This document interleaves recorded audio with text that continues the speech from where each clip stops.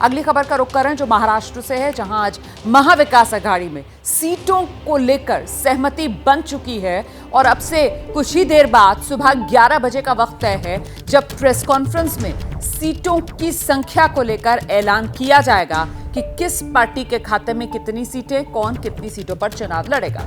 सूत्रों के मुताबिक शिवसेना 22, कांग्रेस 16, एनसीपी शरद गुट 10 सीटों पर चुनाव लड़ेंगे। शिवसेना ने अब तक 21 सीटों पर उम्मीदवारों के नाम का ऐलान कर दिया है। कांग्रेस 13 पर, एनसीपी शरद पवार अब तक 7 सीटों पर उम्मीदवारों के नाम की घोषणा कर चुकी है। दरअसल लोकसभा की जो सांगली सीट है उस पर शिवसेना ने अपना उम्मीदवार और लोकसभा की भिवंडी सीट पर एनसीपी ने अपने उम्मीदवार का ऐलान कर दिया, जिसके बाद तनातनी बढ़ गई थी और अब कांग्रेस आलाकमान ने सांगली और भिवंडी पर दावा छोड़ चुनाव की तैयारी में लगने के निर्देश दिए हैं। तो ऐसे में ये जो सीट शेयरिंग वाला फॉर्मूला है, इसमें सहमति कैसे बनी है? महाराष्ट्र कुल 48 सीटें, वही शिवसेना उद्धव ठाकरे गुट 22 सीटों पर चुनाव, कांग्रेस 16 पर और एनसीपी शरद गुट 10 सीटों पर चुनाव लड़ने की तैयारी में है। यही वो सीट शेयरिंग वाला फॉर्मूला है जिसको लेकर कुछ ही देर बाद प्रेस कॉन्फ्रेंस और बाकायदा इसी प्रेस कॉन्फ्रेंस में ऐलान कर दिया जाएगा। सीधे आपको लेकर चलेंगे, हमारे साथ हमारे सहयोगी सूरज ओझा इस वक्त मौजूद हैं। जरा जानते हैं सूरज ओझा से कि ये जो सीट शेयरिंग वाला फॉर्मूला जिस पर मोहर लग चुकी है, ऐलान होना बाकी है, यहाँ सीधे सीधे जो एक तरीके से सैक्रिफाइस है, कुर्बानी है, वो कांग्रेस ही देती हुई नजर आई है सीटों के मामले में, तभी ये बात बन पाई है सूरज। जी बिल्कुल, अगर कांग्रेस ने सेक्रीफाइस नहीं किया होता तो सांगली और भिवंडी की ये 2 सीटों को लेकर तनातनी चल ही रही थी, काफ़ी मनमुटाव हुआ था। इसके बाद एनसीपी ने भी कहीं ना कहीं कॉम्प्रोमाइज़ किया है मुंबई को लेकर, नहीं तो मुंबई में भी फ्रेंडली फाइट को लेकर कई सारी बातें सामने आ रही थी।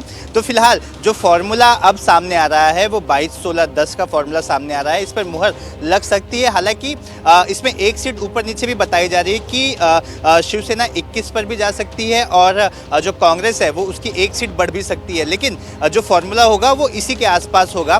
कुछ ही देर में तीनों पार्टी के शीर्ष नेता जो हैं वो प्रेस कॉन्फ्रेंस लेकर इस बात का औपचारिक तौर पर ऐलान करेंगे। लेकिन मैं आपको बता दूं रोमाना, अगर कांग्रेस ने अपनी जिद छोड़ी नहीं होती, एनसीपी ने मुंबई को लेकर अपनी जिद छोड़ी नहीं होती, तो जो महाविकास आघाड़ी का जो फॉर्मूला है वो बिगड़ जाता और साथ ही उनको चुनाव में जो एक साथ एकजुटता दिखाने की बात चल रही थी वो एकजुटता दिखाई नहीं देती, क्योंकि सांगली के जो ग्राउंड लेवल के जो कार्यकर्ता हैं, वहाँ के नेता हैं, उनका ये मानना था कि उनके लोगों को वहाँ से टिकट मिलनी चाहिए। वहीं पर भिवंडी में भी एनसीपी ने जोर लगा दिया था, एनसीपी ने भी अपना जब उम्मीदवार घोषित कर दिया तब कांग्रेस ने वहाँ पर भी जोर लगा दिया था। तो कांग्रेस को कहीं ना कहीं सेक्रीफाइस करना पड़ा, तब जाकर ये बात बनी है। बहुत शुक्रिया आपका सूरज ओझा इस तमाम जानकारी के लिए। जैसे ही घड़ी का काटा दोपहर 2:30 पे आए, बबीता जी का दिल सास बहू साजिश के लिए मचल जाए।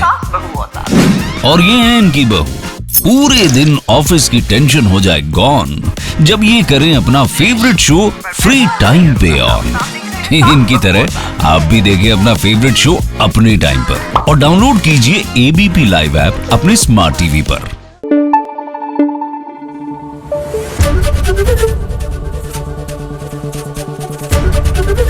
एबीपी न्यूज आपको रखे आगे।